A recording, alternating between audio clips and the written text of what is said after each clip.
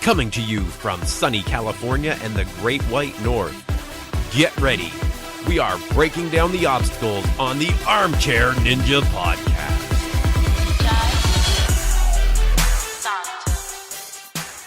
Hello, everyone, and welcome back to the Armchair Ninja Podcast. It is Saturday, October 21st, 2017. My name is Rich, and joining me once again this week is Bijan. How you making out? I'm good, man.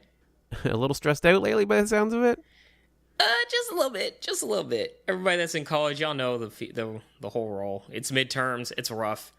Grad school is just not any better. Essay after project. Next week, y'all, and I'm done, and I'll be so happy. Entering your school's off season, I guess, like we are for the podcast. For real, though. Speaking of the off season, we have a few topics for this week. We're going to do a little bit of catch up on National Ninja League. Unfortunately, didn't realize we got that far behind. We have a lot of different places to cover. Dude, how many is there? Like, National Ninja League is on it, man. Like, we've been sleeping on how many competitions been going on. We have 11. We're 11 behind. So we are... Ooh. That it would be a little too much. So we're going to do 2 this episode just to kind of dip our toes back in.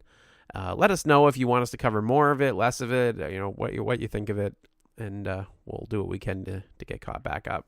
Yeah, the off-season's molded for you guys, so all the feedback is always welcome. Let us know suggestions of what you guys want us to cover. Now's the time. Let's catch up on all the fun stuff that you guys have been wanting to hear from us for a while. But before we get into National Ninja League, there's some ninja news that we have to get into. Both the ANW... big ones. Yeah, ANW Experience we're getting some more information on that, and Ninja versus Ninja, the new horrible name for Team Ninja Warrior. I'm going to reserve judgment for now, but we'll see, man. Ninja versus Ninja. It doesn't roll off the tongue, but it might be a thing where we're just so used to Team Ninja Warrior. That is possible. That is definitely possible. But first thing, I definitely wanted to talk about this ANW Experience because I was excited to see the 2 cities that they announced for this thing to start. I lost it. Y'all, it is coming to San Diego. If any of you guys are even near the West Coast, you guys have to come out for the San Diego one. You better believe I'm going to be there. Yeah, so it's going to be in Phoenix, Arizona on February 10th and 11th, and San Diego on March 4th and 5th. So we're kind of assuming a little bit here. I really think we should probably explain what the ANW Experience is, again, for those that maybe missed our earlier episode where we talked about it. Yeah, let's go over the whole shebang, dude. Oh, geez, don't say the whole shebang. I don't think I can rattle that off the top of my head. You've been... You've probably been looking at it a little more closely than me, but I'll give the high level. You give some more details. How's that? Sure. All right. So the ANW Experience is basically Ninja Warrior on tour. They are going city to city, bringing the ANW Experience, it's a good name for it, to you. So you'll be able to compete on a professional level course, basically similar difficulty as you would have on the show, or a scaled down version for those that want to do that. And no matter your age and skill level, you should be able to get some idea of what it's like. Yeah, it's really looks incredible. I hope it comes to the Northeast before too long so that I can get to one of these as well. Yeah, I'm sure they're just filling out dates right now. These are kind of test runs and everything. But what's really interesting is that they have a youth course. And we know how popular this show is with children. So they have different range of obstacles made for just various different levels of experience. We have a youth course. We have an adult course made for novices. There's going to be, padding through, like underneath everything, not water. So people that are scared of water, don't worry. You're safe and, you'll be somewhat, not injury prone. They're full-scale replica obstacles straight off the show, and yeah, it looks really fun. What's really interesting is they have some technology where you're wearing a wristband chip, and they'll have a camera, and I don't know if it's on a dolly or whatever, but basically they will video record your entire run and get pictures, video, everything. It's all included in the package, so that's really, really cool. And it comes with the finisher shirt, so some really cool stuff there. There's also, and this is a very interesting point, there's an amateur tryout. You not only get a chance to, I guess, impress the producers of the show and maybe get a spot on American Ninja Warrior. But also they kind of have regional tournaments and competitions. So at every single one, the San Diego the San Diego event and the Phoenix event, they'll have individual competitions, both for $50,000 to the top winners. I think it's split. I can't imagine it's individualized. Probably split, but $25,000 is pretty nice, y'all. So the top 13 men and the top 13 females advance to the pro tournament qualifiers. And from there, they go on, dwindle it down and everything. Sounds really awesome. And for the amateur tryouts, they only take in 65 females and 65 males. So it's not like there's going to be a whole plethora, multi-days worth of runs. They're going to get through it pretty quickly. And the key to it is every single ticket gets you a spot in the spectators. So for instance, it's going to take place at Qualcomm Stadium, previously home to the San Diego Chargers. Do not get me started, y'all, on this LA Chargers mess. This is a family podcast. Don't get me started on that. But anyways, the adult course, the youth course, all the different obstacles and stuff, that'll be outside in the parking lot. Inside the stadium will be the pro course and the amateur course, where people will run on the amateur, try out to the finals, and do the final competition later that night. And all of that will be taking place inside the stadium, because your passes to do your singular runs and everything gets you a spot to watch the finals tournament, which kind of plays out, if you think about it, like American Ninja Warrior. So that's really cool. It's like a live version of ANW. I'm really excited about that. That's some fun stuff. Yeah, and the featured athletes, just to give you an idea of who's going to be there, that we're expecting. Yeah, Najee Richardson, Abel Gonzalez, Barclay Stockett, Drew Dressel, Alyssa Beard, Jeff Britton, Jesse Lebrecht, Daniel Gill. You name them, they'll be there. It's going to be very cool. I'm very jealous of those that are going to get to go to it first. But definitely when it comes to my region, I'll be there to check it out. And I encourage you to, if you are a fan of the show, go out, support it, show that there's an audience there for it so that I have a chance to go too. I'm sure they're going to have more dates, man.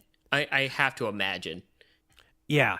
So it's very cool. So if you're not a competitor yourself, there will be fan tickets. You can go and just watch and enjoy as well, just to be clear.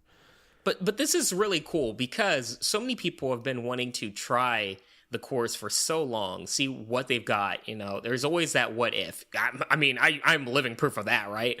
But this is an opportunity to just try them out at your own leisurely pace. You're not racing against somebody. You don't have to have that anxiety. You don't have to have all those fears and doubts. Just go for it. Have fun. Tackle the obstacles. Try to gauge how other people are running it and figure it out, just like the regular show. It's going to be really cool. And I think the whole video, photo, and shirt dynamic is really, really awesome. I think we're going to see a lot of social media come out of this event and a lot of positive praise. That's a great point. Yeah, should be cool. But we do have some time before that, so that'll be in February when Phoenix will be happening, and we'll see how it goes. The March one is all that matters, y'all. San Diego. Let's talk a little bit about this Ninja versus Ninja, a.k.a. Team Ninja Warrior news that came out. Sorry, not really news, just some pictures of groups of three ninjas, because apparently Nikki hasn't gotten the approval to fully announce the whole thing yet. It was kind of a funny post she made, showing all the social media posts by the ninjas. Yeah, it's a clever way to get around it. And it's come on, y'all. The picture's already out, but I'm excited. It looks like some very strong teams. The more and more we get this, we're in the third season now, and the more we see these ninjas, the more we know how cohesive and strong they are as teams. So it's really fun to see the matching ups and also the modifications to different teams. And I don't know, it's been really fun, and I think this is going to be a fantastic season. I'm getting chills just looking at this list again, looking through this stuff. So some of the changes we can see, we'll definitely be reviewing everything as the teams are officially announced and all that jazz. Champ is here. But the some highlights we have are new team members coming in and some strong ones. We have Megan Martin now joining Flip Rodriguez and JJ Woods. That team is ridiculous. Oh, my. We have Barclay Stockett joining Brian Arnold and Jake Murray. These guys are going for the crown. They ain't playing. Oh, man. Yeah, these are nuts. Do you think some of these teams are going to be top heavy, though? Do you think it's going to be like really, really like strong teams? And then, I mean, I say every year, like there is going to be like some easy like chump teams that are going to get thrashed. But now that I look back, the teams that are overlooked are usually the ones that just like overcome all odds, right? So what do I know, man? Well, here's the thing. Like, so how do you overlook a team composed of, some of this somewhat lesser known or newer names like Adam Rail, Sean Bryan, and Rebecca Bonilla? That is not a team. Yes, that is a team. No. Well, I know my pick. Okay. Yeah. That's Adam and crazy. Sean on the same team is really intense, and Rebecca was really strong too. So that's a team to watch. I mean, wow, really? I mean, Sean Bryan, you guys remember how, like, he came out of nowhere and just destroyed the course in Team Ninja Warrior when he wasn't supposed to. It was supposed to be the guy that people were just gonna beat, right? And this guy just killed it. And then we got Adam Rail. He's known for being, like, the fastest ninja right now in all the regional competitions. I mean, man. I'm calling it now, Rich. That's my top team. Don't you take it. Yeah, I don't know, man. That one definitely has a shot. Yeah, just skimming through the rest of them here. We've got some familiar faces. One that won't be returning, unfortunately, is Ryan Stratis. Won't be competing next season, so no Stratis faction this time. What is he injured, or what do you think's going on right there? He said his shoulder's still healing from a bad strain, and he just doesn't feel confident enough to compete on a team and let his teammates down. So yeah, you know what? I'm all for that because Ryan Stratis has had a lot of shoulder problems, and the important thing is, especially in sports, you see it is a lot of people come back and just try to gut it out and they re-injure themselves. I do it all the time. It's best that this guy takes some time off and fully heals himself. I'm all for it. Yeah, Grace Sims must be back. She's tweeting out about it. She didn't actually let on who's on her team, so I wonder if she's actually be teamed up with Brett this time. With her husband? Let's hope, man. It's always weird seeing them not on the same team. But other than that, a lot of familiar teams, so we'll see a lot of returning faces. Glad to see Thomas Stillings will be back with his team. Yeah, very cool stuff. But we'll give the full rundown as the teams are officially announced. We'll give our predictions and all that jazz, because that's probably one of my favorite parts of Team Ninja Warrior is actually breaking it down and trying to figure out what teams got a shot against who. I really wish, and if there's anyone out there that will have that information and may have the inside scoop and may be able to post the brackets early, that would be really nice, Nikki. It would be really great that we could actually, figure out, a full bracket list. Come on, man. Leave Nikki alone. She's working pick hard. on Nikki a little bit. She was actually really great for posting all the award show stuff, so thank you, Nikki. But, yeah, that would make it even more fun for us. Yeah. What's sad is I already have my top 3 teams picked. But if we had brackets and you knew the seeding, then it would be even easier to kind of break down the whole thing, right? Yeah. So, like, 2 of my teams don't, like, cancel each other out in the first episode. Exactly. Yeah. That would be nice. But yeah, so that's our preview of Ninja versus Ninja. Oh, gee, I can't. Team Ninja Warrior. It's like College Ninja Warrior, right? We're renaming it. I don't care.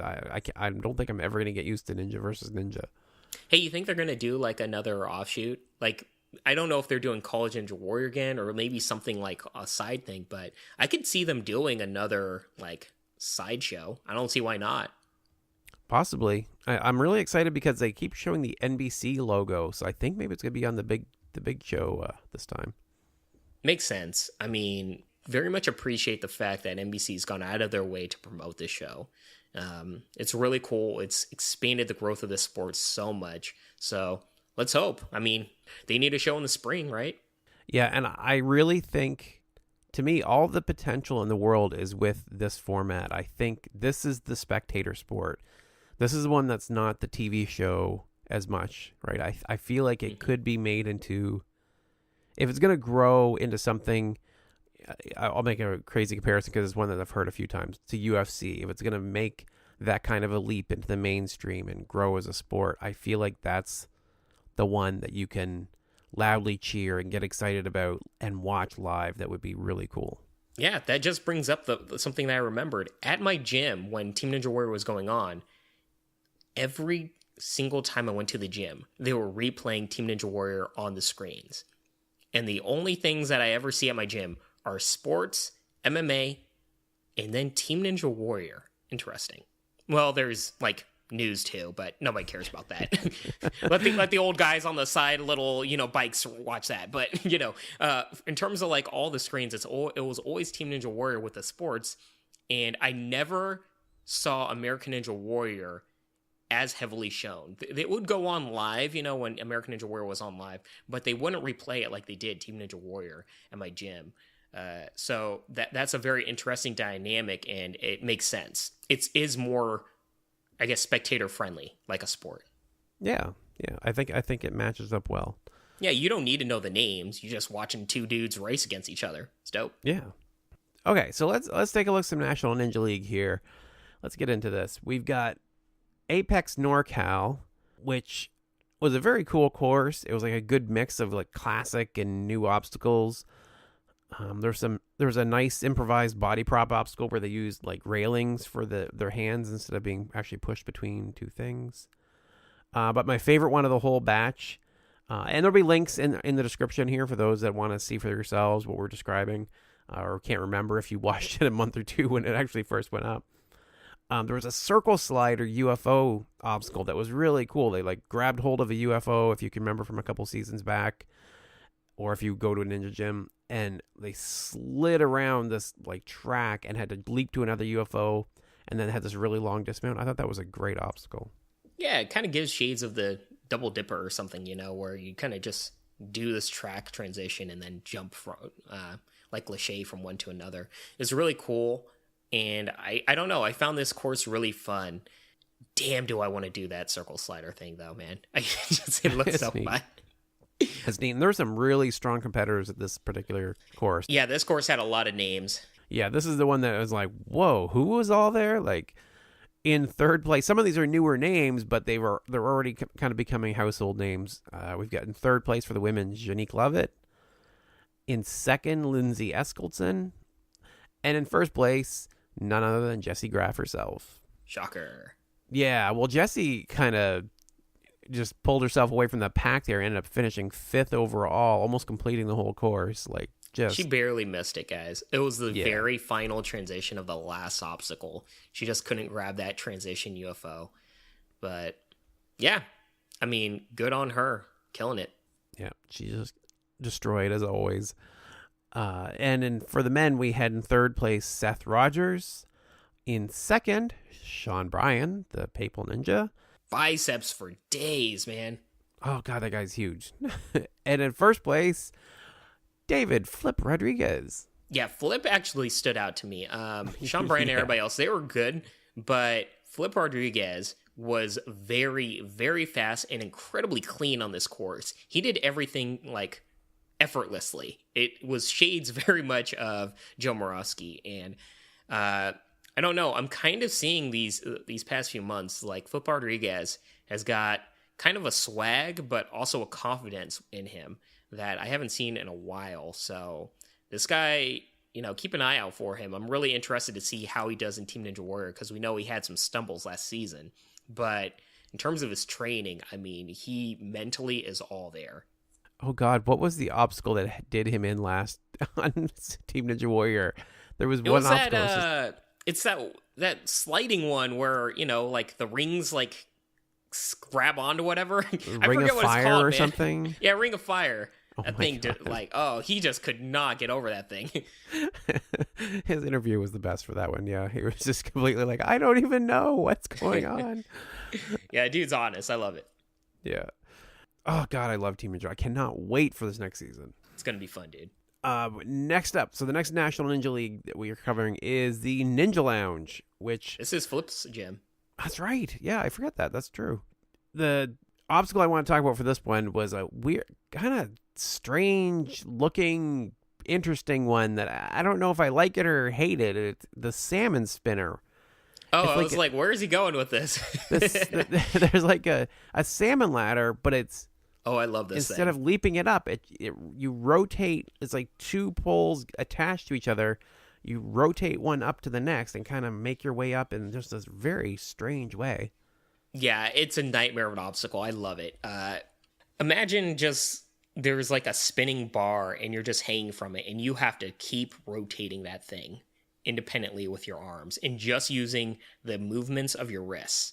And it will wear out completely your forearms. Like doing those motions with all of your weight bearing down on you is going to destroy your forearms like none other. And I mean, it's very much a two-pronged obstacle because you have to go from that just forearm killer to these, man, what's next? It's like a sea of pipes thing? Yeah, it's a sea of pipes, which basically took out everyone, where you have to hold on with just your grip strength and forearms, like PVC pipes, and then spinning PVC pipes, and then transition to a jumping bar. And that's just asking so much of people after just burning out their forearms. So really, really smart design there if you want to make a very challenging course. But unless you have Jeff Britton forearms, I mean, that's going to be just a nightmare. Yeah, there's only one competitor that even beat the sea of pipes, and no one even attempted the flying bar. And that was Ernest Phillips, by the way, whose name pops up over and over and over again. Ernest is very, very strong. He's awesome. Takes top spot a lot. Yeah, he's got to be like high up there in the rankings right now, right? Yeah, I would say he is. But running through the finalists here, so for the women, in third place we had Kat Butler. In second we had Charity LeBlanc. And in first we had Rachel Brown. Yes, go Rachel. She's awesome, man. She is awesome. They gave her a little feature on ANW Nation not that long ago too, so check that out. It's very cool. Oh, we should cover that sometime. We're a big fan, I'm a big fan of her, so why not? And for the men, in third place we had a tongue twister. We had Timur Urikov. In second, we had Joseph Rosello. And in first, we had, as previously mentioned, Ernest Phillips. So, great job by everyone. A very tough course. You could definitely see the strain, like as you said, especially towards the end, the forearm and grip strength would just be completely taxed. It looks like a nightmare. I mean, it just... Very rarely do I say this, but I never want to do that obstacle. It looks so painful. So next week, we're actually going to be joined by Will from the former Final Stage podcast to help us cover Konoichi. Man, I'm so ready. I have been holding off on watching this for a while. I am excited to cover that. I know. Both of us have been waiting to watch it just so we could cover it with Will, who will provide us the expertise to... on the history of this show. It's basically, it's like Sasuke, it's like the original Ninja Warrior, but it is all female and a little different from what I understand, but I don't know a whole lot about it. It's different courses, but we get much more personalities, a lot more female, well, it's all female athletes, but you know, it's going to be a lot of fresh faces and really fun dynamic runs. Kunoichi, I think that's how it's pronounced. I always really enjoyed it, to be honest with you. And now that I think about it, we had a 2-time winner in Kunoichi. I wonder if she comes back. I'm really interested in that. So that'll be a lot of fun. I'm not overly familiar with it. I have heard a few things, but yeah, we'll bring it to you. We'll let you know what we thought from our varying perspectives, and yeah, hopefully you'll be able to check it out as well. Yeah, I'm excited. I want to see what changes they did. We didn't really cover the 9th competition that apparently aired earlier this year, and I was completely out of the blue for that. But I'm excited to see what changes they made, and it's been the first time really they came back this year, but before that hasn't aired since 2009, so it's been a minute. I'm excited. Yeah, and a quick shout out to the Wolfpack Ninja Tour, which is coming up again November 3rd through 5th in Colorado. Definitely check that out. I'm excited. Haven't been talking about that enough. Wolfpack Ninja Tour is absolutely phenomenal. Lots of great footage and lots of cool stuff happened the last time. I'd like to make sure that everyone that could possibly get to it gets out to see it, because all your favorite ninjas, no reason not to go. Yeah, shout out to the Wolfpack. I mean, I know ANW Experience is happening next year, but Wolfpack Ninja Tour is still an amazing, amazing event. And what's really cool is that Wolfpack Ninja Tour is much more on the East Coast. Central and East Coast America. So we have that covered, and now we got ANW Experience kind of hitting the West Coast. So hopefully, both these tours can work together in tandem and cover a wide range of America. It's a big country. Lots of room. It's gigantic, yeah. All right, so that is it for this week. Thank you all for tuning in. If you'd like to reach out to me, you can reach me at rich@ninjapodcast.com. I am at Ninja Podcast on both Instagram and Twitter. And Bijan, how can they reach you? Hit me up at Twitter and Instagram at Bijan151. That is Bijan 151. All right, thank you all for listening, and I hope you have a terrific week. Peace and love, y'all.